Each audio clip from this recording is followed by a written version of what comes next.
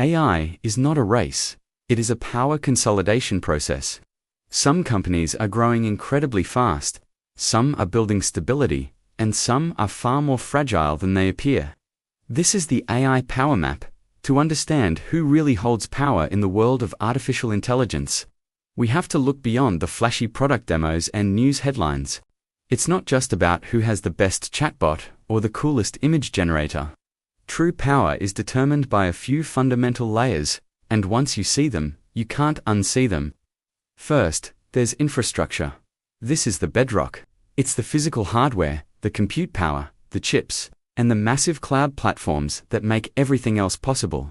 Without access to this layer, you can't even play the game. Think of it as the electrical grid of the AI world. Second, there's capital. AI is fantastically expensive. The ability to raise and sustain funding isn't just a business metric, it's a measure of durability. Who has the deep pockets to not just build, but to endure the long, costly process of research, development, and scaling? Capital determines who can stay in the game for the long haul. Third, we have the interface. This is who owns the user. Where do people go to access AI? Is it through a search engine, a social media app, a phone, or a dedicated website? The company that controls the primary gateway to the user holds immense power to shape experiences and direct traffic. And finally, there's governance. This is the layer of rules and control. Who decides what these AI models can and cannot do? This includes everything from internal company policies and safety alignment to external government regulations. Controlling the rules is, in many ways, the ultimate form of power. Now, this is where it gets interesting. We often confuse fast growth with stable power. A company can generate a lot of hype and attract millions of users overnight. But hype doesn't equal infrastructure control. A viral app with massive user adoption might not have any compute dominance at all. It might be running entirely on someone else's cloud. This distinction is crucial. Building a popular interface is one thing.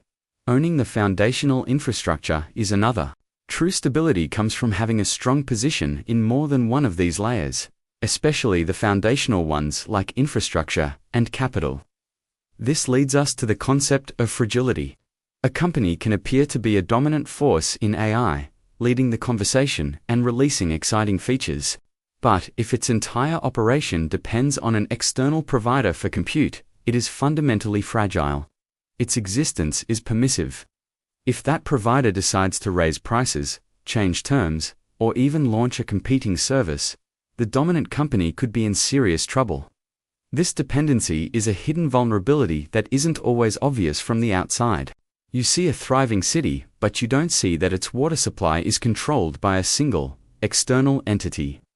That's the nature of fragility in the AI ecosystem. So, as we watch this space evolve, remember this framework. The future of AI won't be decided by who launches the next feature first. It will be decided by who controls the infrastructure, who commands the capital, who owns the user interface, and who writes the rules of governance. The AI power map is still being drawn, but its contours are not random. They are being shaped by these deep, structural forces.